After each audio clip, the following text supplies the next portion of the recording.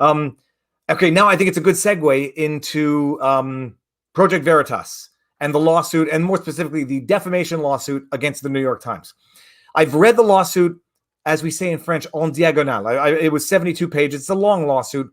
But I mean, the bottom line of the lawsuit is that the New York Times comes out with a piece, among other. God, I sent you the link, a Fox News report, where to refer to Project Veritas as a disinformation, what do they call them? Not a campaign, but they refer to, say that again? I think it was misinformation, wasn't it? Misinformation. They call them a group of misinformation, something along those lines. Basically, write them off from the beginning so that they have no credibility or standing as far as any analysis goes afterwards. It was Fox News also, which was kind of interesting. Bottom line, we know of the Project Veritas has done a number of exposés. I was actually critical of one of their exposés, which was the COVID testing in the field. I didn't think that was their strongest piece, or strongest piece in terms of methodology. They came up with an exposé in Minnesota, in Ilhan Omar's district, showing fraudulent ballot harvesting or allegedly fraudulent ballot harvesting. An individual who named himself and who posted this himself on his own social media, talking about how he's getting paid to stuff ballots. He's basically getting paid to. I'm missing the details now. Getting paid to both bribe people to cast ballots, and he was illicitly harvesting ballots. Okay, and now one of the arguments is going to be that the law, in virtue of which it was allegedly illegal to harvest the ballots, had been suspended, or execution of the law had been suspended. So what he was doing wasn't illegal. Whether or not it was in fact illegal, but they were suspending enforcement of the law versus not illegal is a separate question. So they run this piece. Individuals are identified. It seemed, nobody knows what they left on the editing floor. There is editing. Whether or not it's deceptive is going to be the argument, the core argument. New York Times comes out with a hit piece basically saying deceptive editing, unidentified sources, misinformation campaign to discredit Project Veritas's reporting. Project Veritas is now suing for defamation on the basis that these were defamatory statements that factually incorrect, done with malicious intent, and cause damages to Project Veritas. One of the quirks in the lawsuit is that apparently part of the piece on which the New York Times article is based on a blog that shows some statistics about the falsity of the story. 30,000-foot overview. Except that piece was only published something like an hour before the New York Times article itself came out, and basically, the New York Times allegedly read this 10,000-word piece, drafted their own piece, talking about how it was a disinformation campaign based on the data in this blog, and published it within 60 minutes of publication of the blog.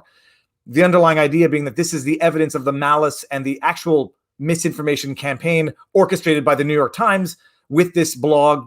Who did what is unclear, whether it's like a Yahoo running the story on which the FBI then uses the publication in Yahoo as justification for their court application, or which came first, we don't know.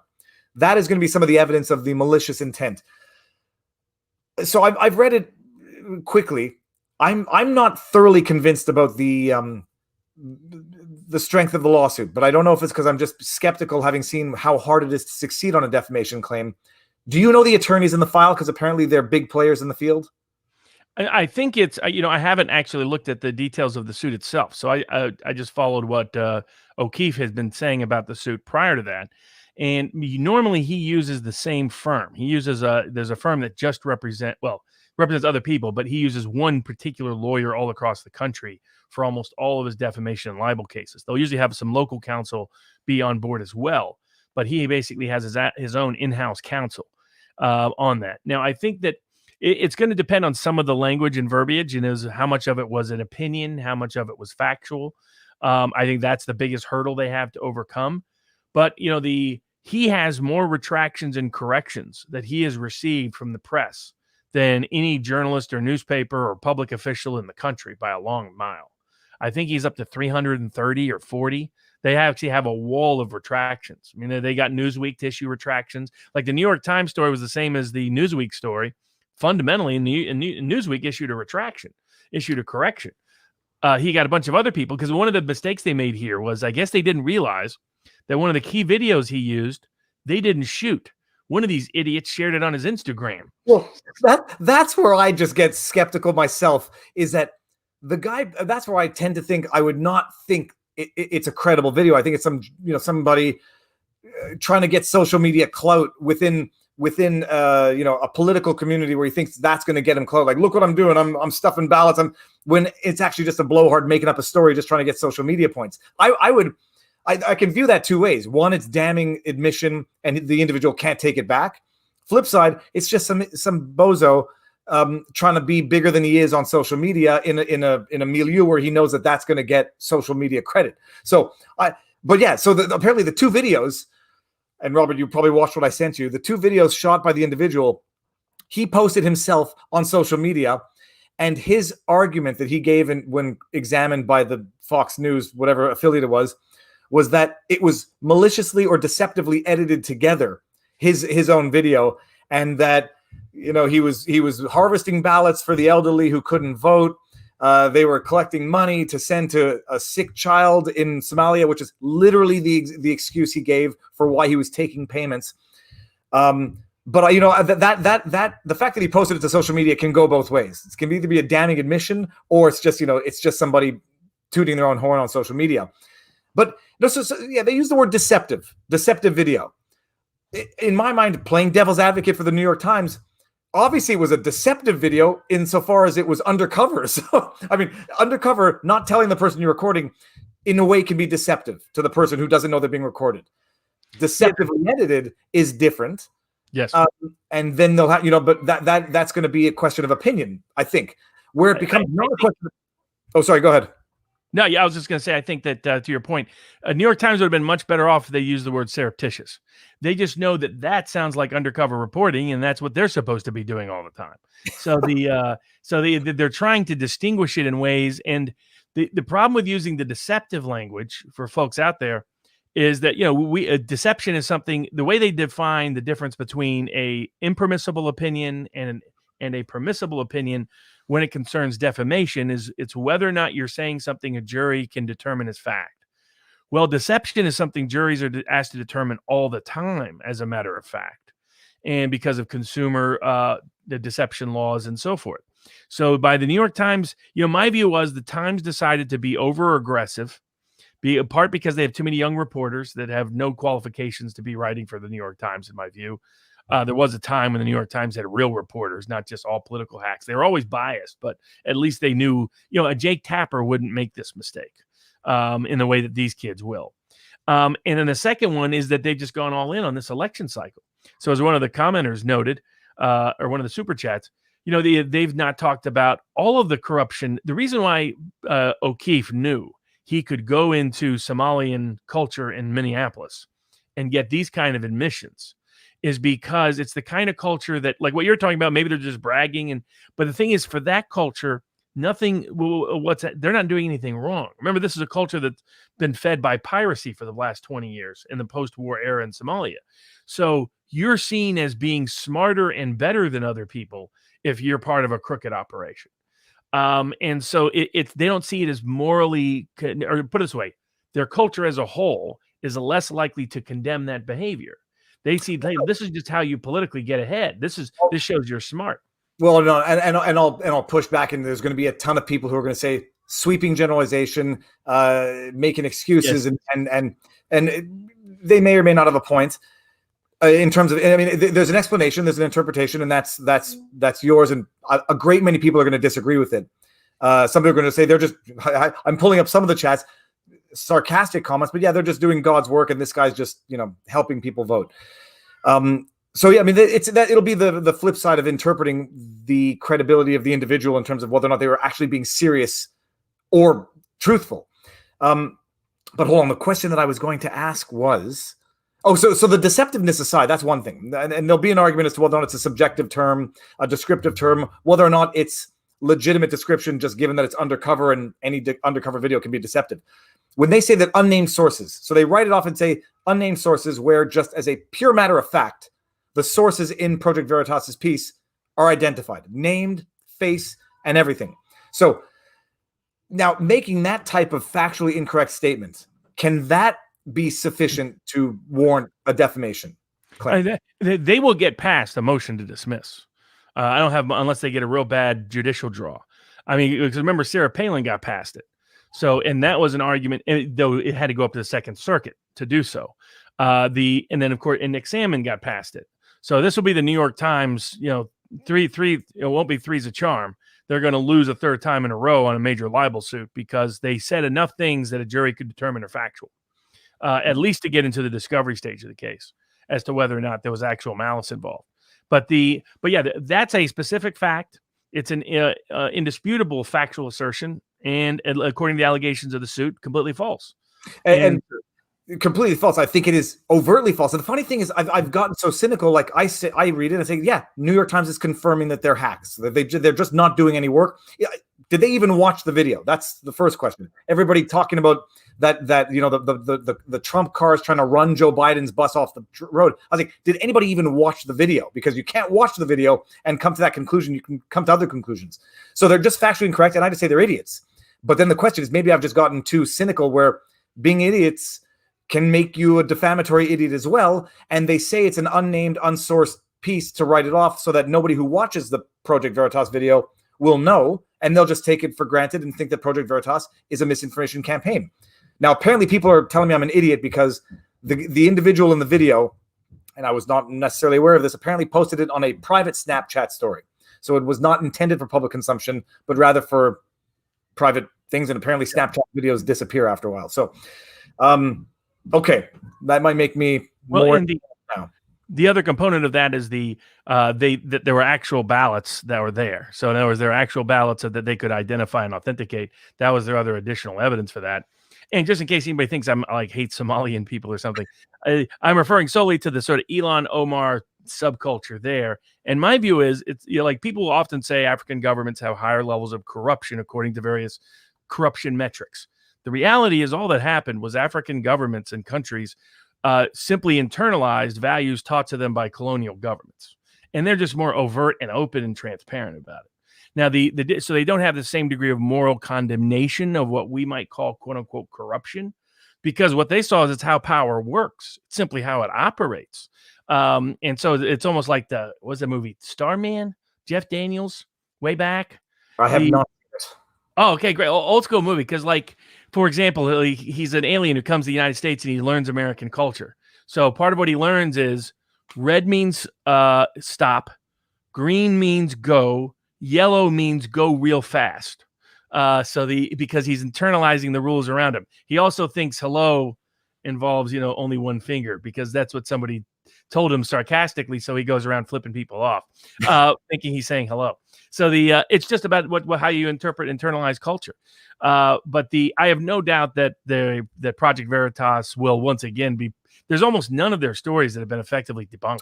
That's another thing. Now, O'Keefe always repeats, and as do other people, they've never lost a defamation lawsuit. I don't know if that means when they're sued for defamation or when they sue. So I haven't been able to. When they're sued. But they do have over 300 corrections and retractions from major media sources. So that gives you an idea for how successful they've been. So I think they will be. It was too much of a hit piece by the New York Times. The New York Times could have done a subtle version of it. Now, going back to projection is accusation is projection is confession. Mighty interesting. There are statements that, hey, if you're using unnamed sources, you're probably making it up or it's fake, because nobody does that more than the New York Times concerning Donald Trump. It was a laughable accusation. I mean, that's the thing, is even if it were true, even if Project Veritas had censored the names for security, whatever, it's a laughable accusation, especially given everything. Unnamed sources, people familiar with the people close to Trump. The whole tax story was based on a leak from an unnamed source.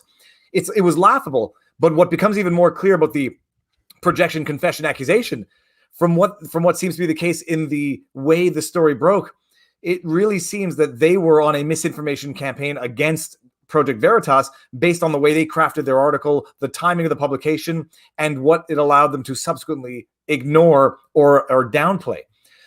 So I'm going to do sorry, go ahead. I'll say similar to what they did in the Hunter Biden story. I mean, it's been suppression of any story that could concern voter fraud.